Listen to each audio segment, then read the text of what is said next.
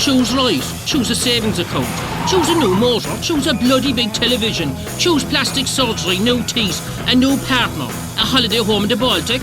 Choose an education plan, a pension plan. Choose shares, commodities, golds and rubies. Choose a hot tub, an asset conversion, the holiday of a lifetime. Choose anything but let it slip through your fingers or pissing it against a wall and having nothing to show for it after 5 years of saving.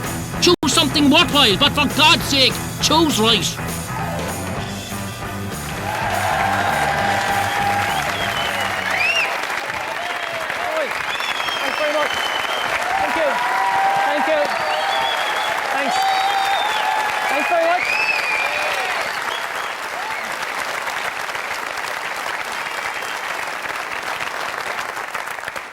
Well, it's only little me. Hello, and you're very welcome to 30 Things to Do with your SSIA. I'm Eddie Hobbs. Now, over the next 3 weeks, I'm going to be banging on about all the various choices we have available to the lucky SSIA savers, from the serious to the silly, from the sublime to the ridiculous. I might even have some thoughts for the poor sods that missed out. And by the end, you might be able to answer the question, what will I do with my SSIA? So, what was the idea of the SSIA scheme? Well, that depends on who you talk to. It was either an effort to cool down inflation and bolster savings, it was a cheap scam to buy the next election, or it was Charlie McCreevy's one-way ticket to Brussels. So what was it? Well, if you listen to the hype, it was a scheme where we all made loads of lolly this year and next. This state gave us a 25% sweetener. So for every €4 we saved, the government gave us €1. It was so simple that even a backbencher would understand it. Yeah, it was free money, government money. You hear what I said? Free, because I'll be coming back to that chestnut in just a minute. And it was to be a huge success. We were going to have triple decking all round, lashings of new cars, and Bulgarian holiday homes. Well, not true. For starters, about 2/3 of us get squat. Not a sausage. Zilch. Anyway, I hear you thinking, Eddie, I don't like the start of this. You're being too cynical by far. Sure, isn't it time to celebrate? I mean, it's free money. And if it's free, no matter how little, it's got to be good, right? Yeah. Wrong. Yeah. Wrong.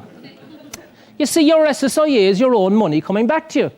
Except this time you have to be grateful. I mean, if you look at the total tax take over the last 5 years, you'll see what I mean.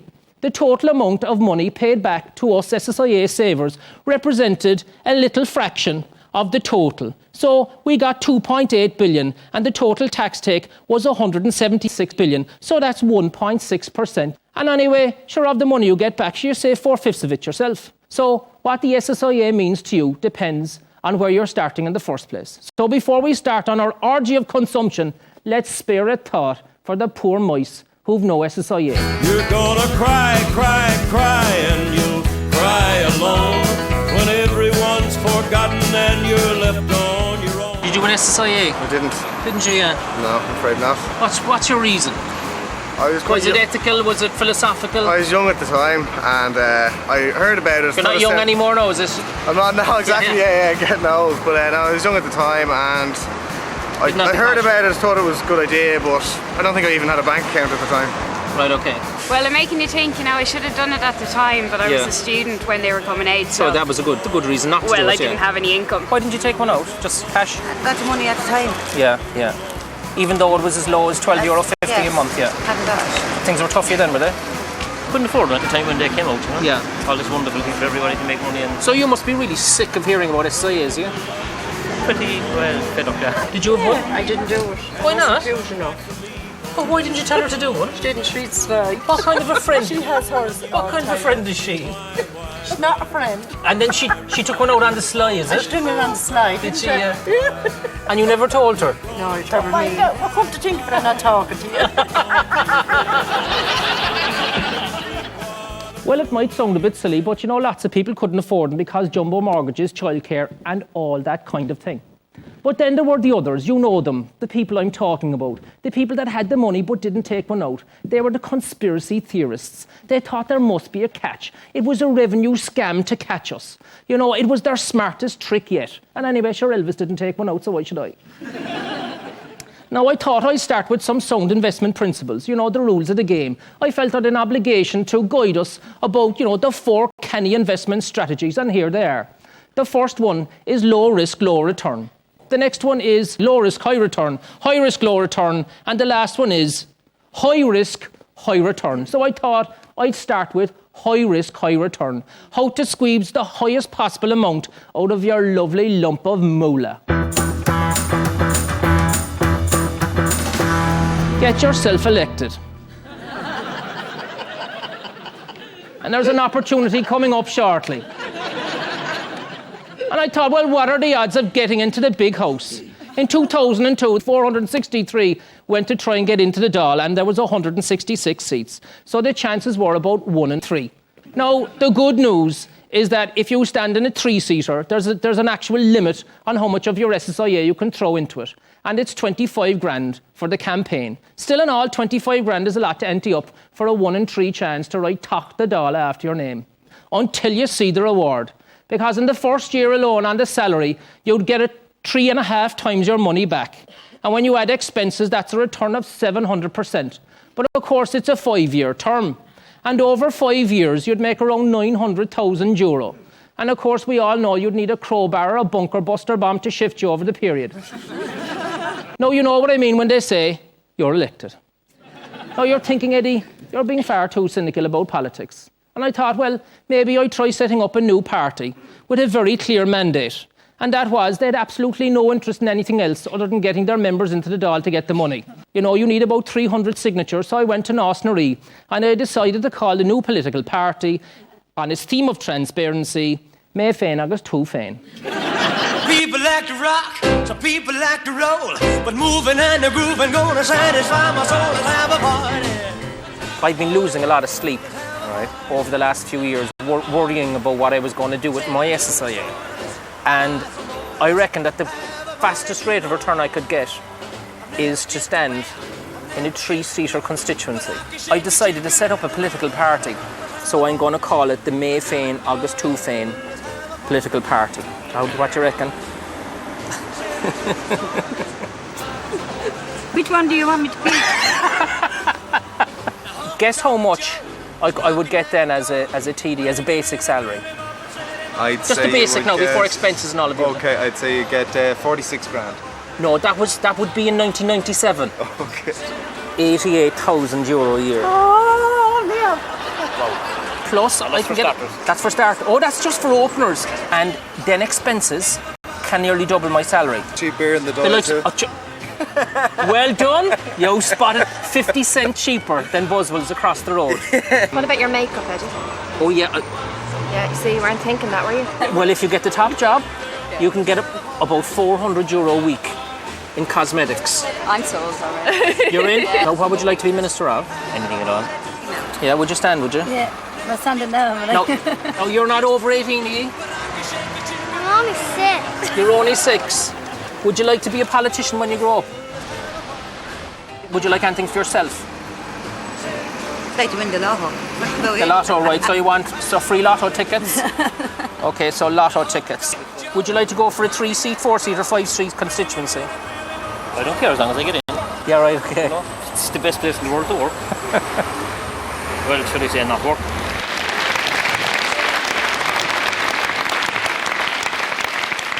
Well, of course, there is a downside. And the downside is, you know, you have to face all those whingy people who elected you in the first place. And they're so picky these days. I mean, so what if you're $2 billion over budget on the local road infrastructure, or somebody's granny had to wait, 2 days sitting on a chair in A&E? I mean, suddenly they're flapping around as if you can fix it. Or they find out about the political donation you got from the builder who happened to build an abattoir at the end of their cul-de-sac, and suddenly you're a crook. And then there's the expenses, the hassle of it, the fiddly receipts you have to keep, the long restaurant bills you have with people you can't remember. Well, not to worry, because as a TD, you don't have to keep receipts. It's the only occupation in the country, I think, where no receipts are needed. You see, trust is the bedrock of our relationship with our politicians. Anyway, now, but I thought there must be better ways to get high returns. Now, one bank estimates that there's going to be about €2 billion of SSIA money ploughing into property. But with borrowings, that's going to swell up to €9 billion. That's a lot of property. So we'll be buying up everything from fincas in Spain to fixer-uppers in Romania. And what's been happening over the last number of years? Well, there's been a huge rise in equity values on Irish homes. And coupled with low interest rates, we set out to conquer Europe. And this thing then took hold that, property was the all-weather asset class. It would only ever keep rising and nothing else. Well, let me give you a prediction. This is going to be the graveyard for an awful lot of SSIA money. Because there's no more rising tide lifting all boats. You now have to be really smart and careful with your moolah. So what's driving the frenzy to go foreign? Well, at the very worst, it's envy, and it's craving, and it's greed, if we were honest with ourselves about it. For example, you open up the newspaper and you see some fat cat is after making 10 million euro on a hotel in London, and it doesn't bother you. But when Flintstone next door makes 40 grand in Bulgaria, you just can't sleep. It's crippling you. I mean, Flintstone is not exactly the sharpest pencil in the box. You often look at him and you say, well, God almighty, if his IQ dropped by 1%, you'd have to water him.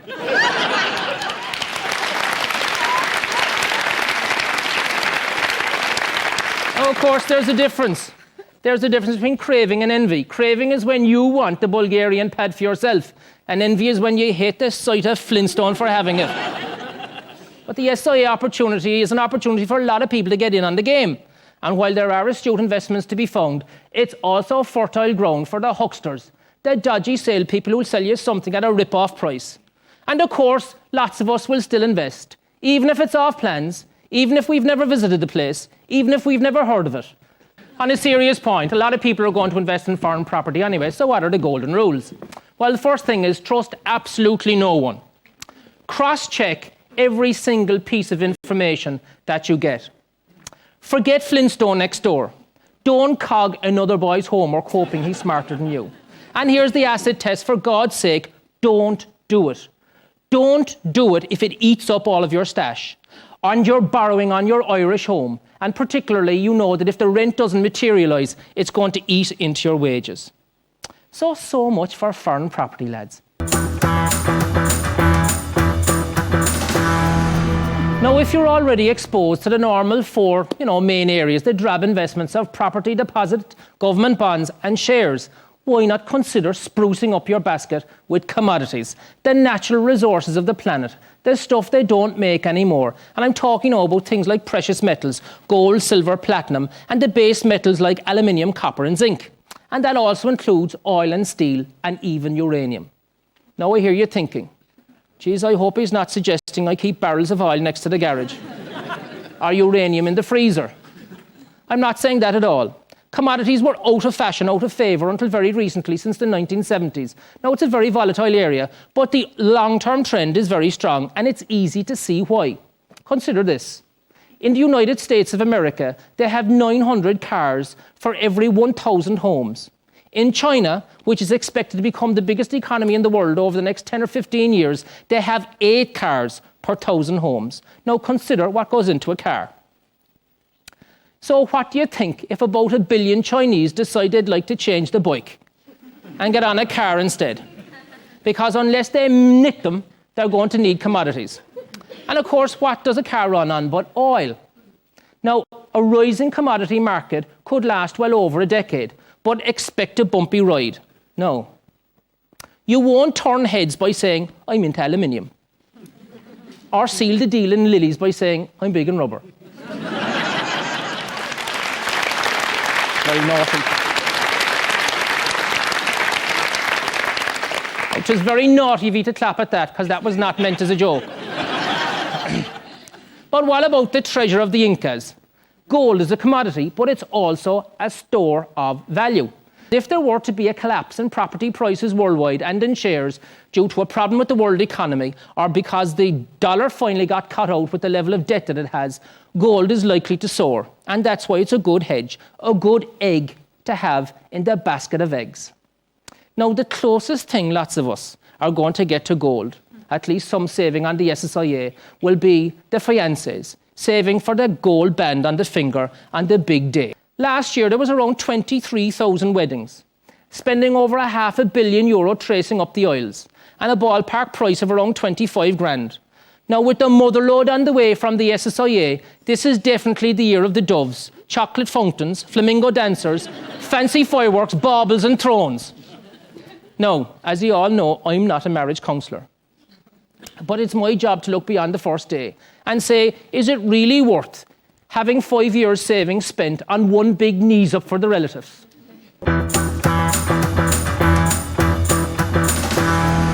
So been there, done that. It's 10 years later and you're miserable. So what's the cost of removing the ring? Now, I know marriage breakdown is an emotional minefield and it's no fun. And I'm just looking purely at the financials. Now, it's 10 years since we got in divorce. And last year, there was about 4,000 applications. Lots of us don't expect it, but it can happen. So if this next section is making uncomfortable viewing at home, there's a little bit of silence around the telly, it might be time to ring Robin Blind and Partner Solicitors. Anyways, a newsflash. There's no cheap way out. Now, sometimes I use my affair-busting mathematics. It's a formula that I find does the trick. And I know this because some of the lads love their lolly more than their new lover. So I ask them, how much are you worth? They say $1 million. And I say, how long is the affair going on? They say 3 months. How often have you met? Once a week. I take out the calculator and I said, that works out around 40 grand a go.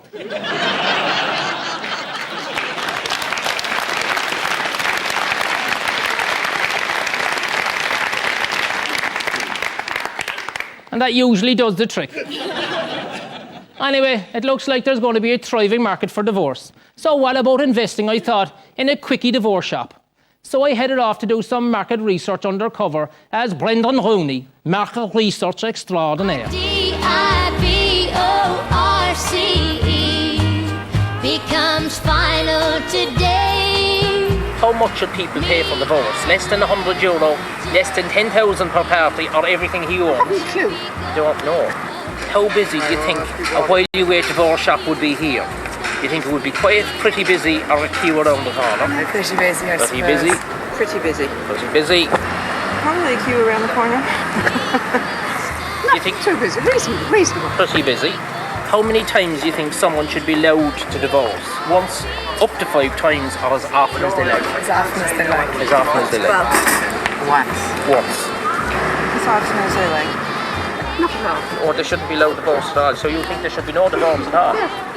So no shop, no divorce, no nothing. Well, as often as they like. As often as And therapy.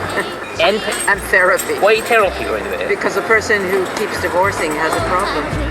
That we could stop this DIVORCE.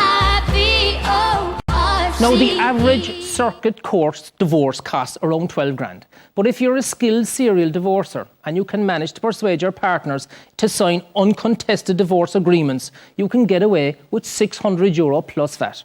Anyway, join us after the break when I'll be showing you how to become a mortgage tart.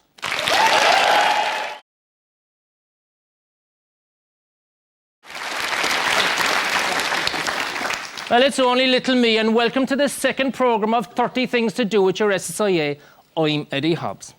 Now, last week we looked at a whole stack of options for your lovely lump of moolah. So let's recap.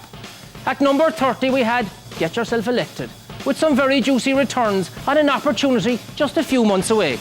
And at number 28 we suggested investing in a sex change, because with a pay gap of 19%, well, it's clearly a man's world.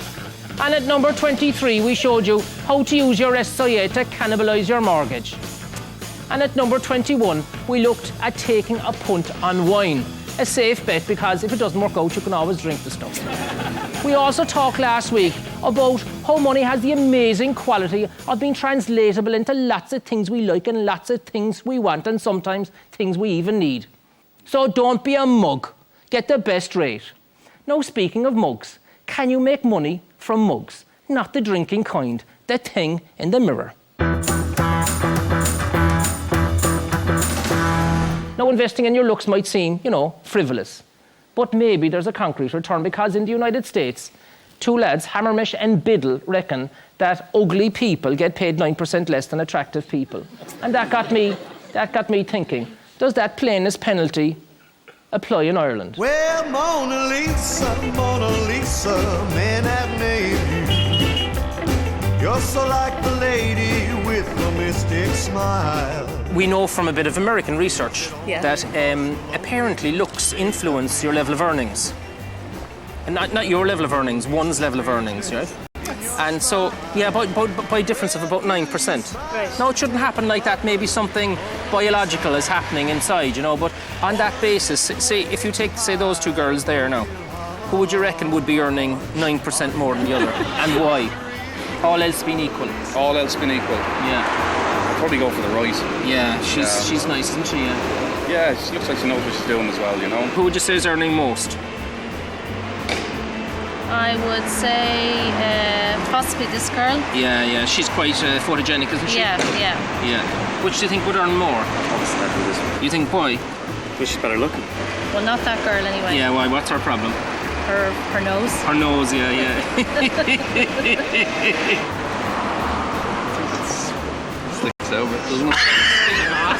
I don't like her hair. She looks a bit... Yeah, she's getting a lot of hair comments, really, yeah. Yeah, she wouldn't do it for you at all. No. So you'd pay her the least. Yes, I wouldn't hire her. You wouldn't hire her? You wouldn't hire her at all, right, okay. I think it all boils down to personality. I think looks will go with it as well, but I think your personality will do. I don't think somebody who's just good looking is going to get a promotion. Yeah. But I do think women have to try an awful lot harder than guys. And looks would influence it. Definitely, yeah. Definitely. Yeah. That's a definite result on looks. Yes, Definite. all things being equal all else being equal. I don't want to looks get would myself swing. into trouble now. No, that's fine. No, you're just being honest. Mona Lisa, or just a cold and lonely, lovely word of So the art. plainest penalty does operate in Ireland. In fact, one cosmetic surgery company reckoned that their sales are up around 600% since the start of the SSIA scheme. And men who used to account for 10% of treatments now account for 25% of treatments. So times are changing. And another survey recently done reckoned that about half of us would quietly consider plastic surgery. I wonder, is that the half that needs it? Anyway, so that's created a growing yearning. And also then, of course, plenty of room in the market, because it's an unregulated market, for the dodgy salesman.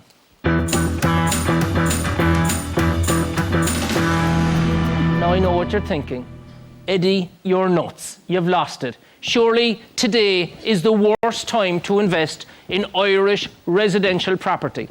Now, the Idiot's Guide to Investing in Property tells us that rule number one, now there's 3 rules. Rule number 1 is location, location, and location. That's true. But the second rule is cash, cash, and cash. Because if you run out of cash, you're in very serious trouble. You see, to pay off the mortgage debt, you need the highest rental yield you can get. And that's, of course, the rent divided by the cost of buying the property for stay. So the third rule in the Idiot's Guide is about gearing, using the least of your own cash and as much of the bank's as you can. So let me give you an example. I'm going to split the studio in 2. I'll go over here first to this crowd over here because they look very intelligent. And I'm going to give you €1 million. Now, have any of you had €1 million before? No, you're lying. There's a few millionaires there, is there?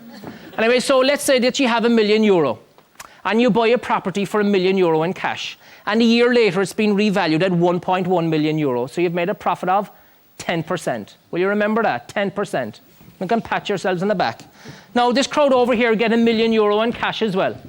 But instead of putting the entire €1 million on one property, you put just in €100,000. And then you borrow €900,000 from the bank. A year later, your property has been valued at €1.1 million. So you've made a profit now of 100%, less the cost of borrowing. Now I can hear the dolls saying, hold on a second now. Both sides of the studio made 100 grand each. That's true, except this crowd over here could buy up to 10 different properties. And that's the difference in gearing. But gearing, of course, is like rocket fuel. It propels you up in a rising market, but can bring you crashing to earth in flames in a falling market. Now, the higher the rent you can get, the least amount of your own cash is needed for the deal.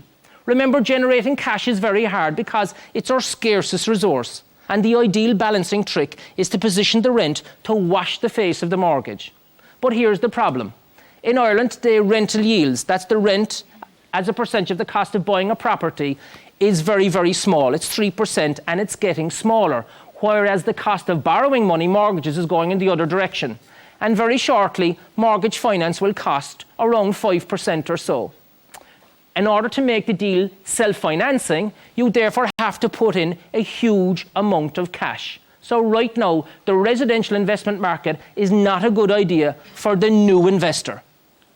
But the big question lots of us fail to ask ourselves before we take the plunge to become a residential investor is, am I a landlord? Well, you're not. You're not a landlord if you don't rule over property supplements. You have meat left at the end of your chicken leg after eating. You like people, particularly migrants, students and welfare recipients. You can match curtains and colours. And you think the Fianna Fáil tent was where Brian Boru was killed. Now here's the good news. You can still invest in property through a whole plethora of property funds that have become available in recent years, and they come in all shapes and sizes, and they can take a minimum of around €20,000 to get into one. The trick is to invest a little bit of your own money with other people and then use gearing to get a slice of the action in some of the biggest property deals in the world. So you use other people's expertise with other people's money. Now, there's good and bad out there, so you have to look very carefully at the fine print for the high cholesterol charges. And here's my tip. Whenever you get a prospectus from one of these funds, you never start at the first page. You always start at the back page and read forward, because they always try to hide the nasty stuff on the back page.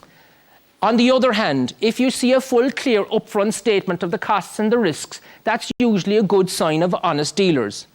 Now, there is a third way to invest in property that lots of people don't know about, and that's you invest in property PLCs. They're companies quoted on the stock market, and you can do so for as little as a few €1,000. Now, that means you're not investing in property directly. You're actually investing in shares in some of the biggest property companies quoted on the stock market who are involved in a lot of developments, land as well as buy and lets throughout Europe, for example. But the beauty of investing in PLCs is that if there is a property market fallout, you can sell quickly and get out because it's a liquid investment. Whereas if you invest in funds or in property directly, you can get caught in a falling market. Now, childcare is still the hottest topic in town, and some of the costs are staggering. I mean, the yummy mummy there with the two beautiful twins had done the sums, €2,000 a month. So the average SSIA payout of 13 grand for her would cover about 8 months' costs for the two kids, in a Dublin creche. So with radical solutions being sought, well, I thought, would a canny SSIA investor make some money off their young backs? So time to go undercover this time as intrepid researcher Brendan Rooney with a new market offer. Would boarding schools for under threes fly? Take good care of my baby. This is about a boarding school for small children. This is a new idea, and they're looking at a boarding school for under threes. Yeah. And if I could ask you, how often would you like to see your children? Every day, every second day, or as little as possible? Every day. Every day. How often would you like to see your children? Would it be every day, every second day, or as little as possible? Every day. Every day. I don't know, I'm so used to looking at the kids every day. Every day. How often would your children like to see you? Every day, every day. Every day, every second day, or as little as possible? Every day. Every day. I'd say every day. Every day. And how often would your children expect to be fed? 3 times a day when they're hungry, or as little as possible? When they're hungry. When they're hungry. As little as possible. To be fed, you eat every minute of every day, child. As little as possible, keep them swimming. Every time they want. Every time they want. It's usually 3 times a day. 3 times a day. And how much would you pay per week to have them minded? Would you pay up to €500 or €100 or whatever it takes? I would rather pay up to €100, whatever I think. €100, right? Yeah. I suppose happy whatever it takes. Whatever it takes. Whatever it takes. Whatever it takes. How would you feel about your children living in Dublin and having Dublin accents? Don't care, would be delighted, or over your dead body? Having a Dublin accent over my dead body. Over your dead body. I have no objections. You'd have no objections then? No. You don't care? Would you be delighted, or you wouldn't like it at all? I don't like it at all.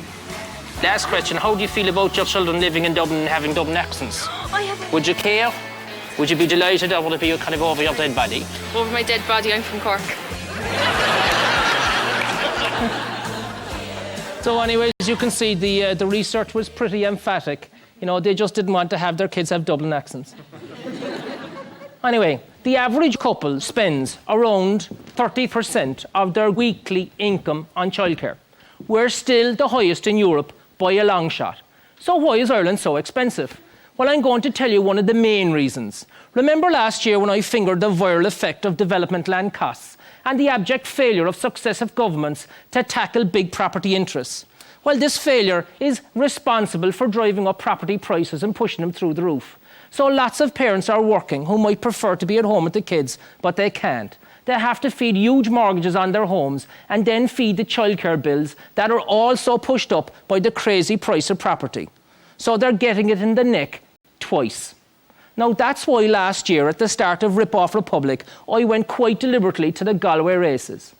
Now, guess who paid the highest tax settlement in the history of the state? It was the Bailey brothers. They paid $22.5 million.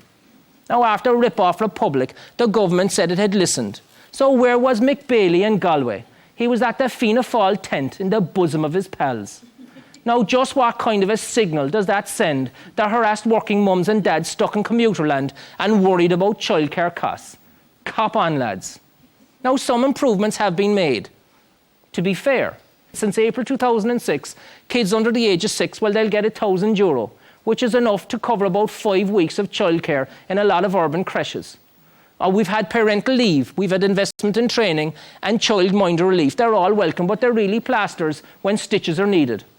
Now, our birth rate peaked in the 1980s, imagine that, in the middle of the lousy economy. I reckon it must have been Charlie's Angels. Anyway, the result is that they're now adults and they're now making children themselves. So no wonder there's an estimated 40,000 shortfall in childcare places in 4 years' time, 2010. And it's small wonder why mums say that childcare costs are their most effective contraceptive.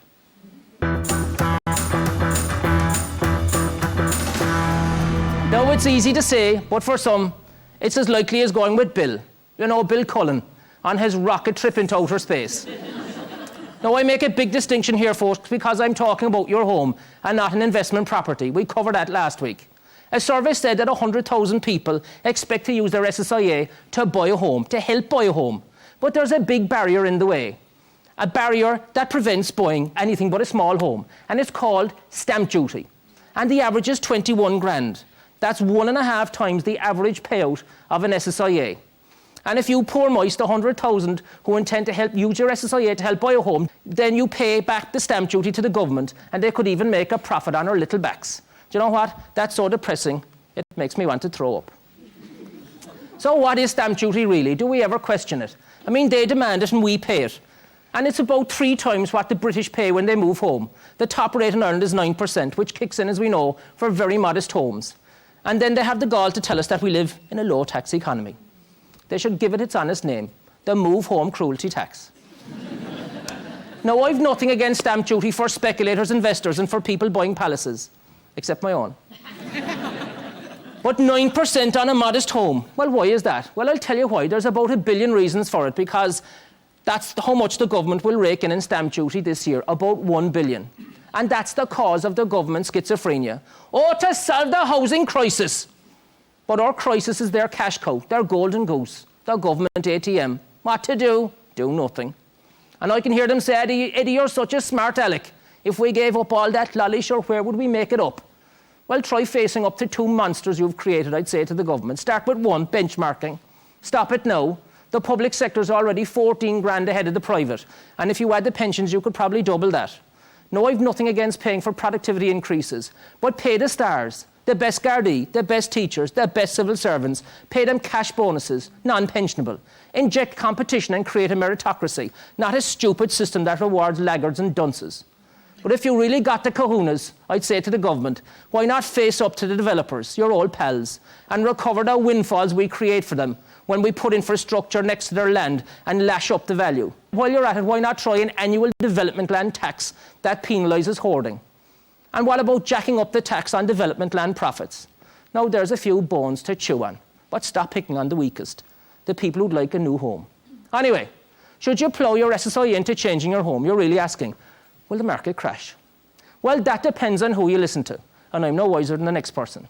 On the one hand, the future is pink and rosy, and, you know, what we can see is modest growth in line with inflation. That's called the soft landing scenario, and it's favoured by the optimists, the government, economists, and, of course, business heads linked to the housing industry. And then there are the pessimists. You know, we all know them. They stop clocks. For them, the crash is inevitable. They're almost willing it to prove themselves right. Some even quote the bubble boy himself, Hyman Minsky, who died age 77 about 10 years ago. That was before the Celtic Tiger was even heard of at all. And this is how Minsky described bubbles and how they happen. The first thing he said is that there is a disturbance in the force, like the internet or the Celtic Tiger. Then prices rise. And then speculators arrive, the insiders. Resources get scarce, so prices rise further. And cheap loans and mortgages become available, which fuels flipping, buying and selling quickly. Then the outsiders bail in, the inexperienced new to the game, and prices even rise further. Then overtrading leads to even higher prices. You can't lose. Next, euphoria sets in. It's the all-weather asset class. It's the new world. You can't lose. Prices then go nuts. And the players laugh at the critics. And then they spin the cruelest yarn of all. There's going to be a soft landing. The insiders remember then the old world, and they begin to tiptoe quietly out of the market. Then the outsiders catch them doing it, and they decide to start to sell. Then the buyers stop buying. The banks pull the plug. Prices then plummet. There's no end in sight. And it becomes a self-fulfilling prophecy. Anyway, so much for the bubble boy, who wrote that long before the Celtic Tiger. So will there be a soft landing, or are we on step 6 of Minsky's scale? You know, where the outsiders tiptoe out of the market. Well, the economy is still firing, the property supplements aren't getting any thinner, and the prices aren't getting any smaller, so it's impossible to call. But the problem is that if you're waiting around for your 2-bed bijou, it might rise in value by 20 or 30 grand. So here's my tuppence halfpenny. And here's the problem. Your home isn't an investment.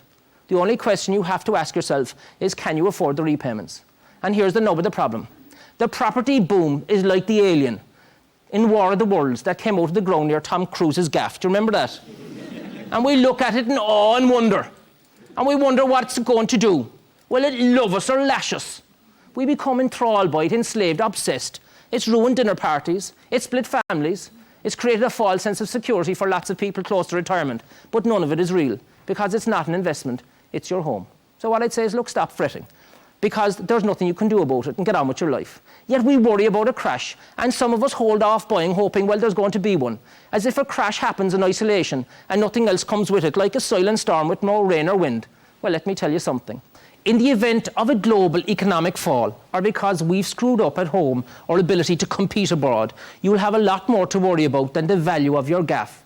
Things like unemployment. Anyway, while I'm at it, I want to rip to shreds one final illusion that's taken hold. This is the illusion that your home is an investment. It's an illusion created by, hugely inflated home values that are well ahead of normal earnings, and by the ads about home equity release. Firstly, your home is only an investment if it's worth a fortune and you can afford to downsize it. Even then, in the future, it's dangerous to rely on today's inflated values lasting.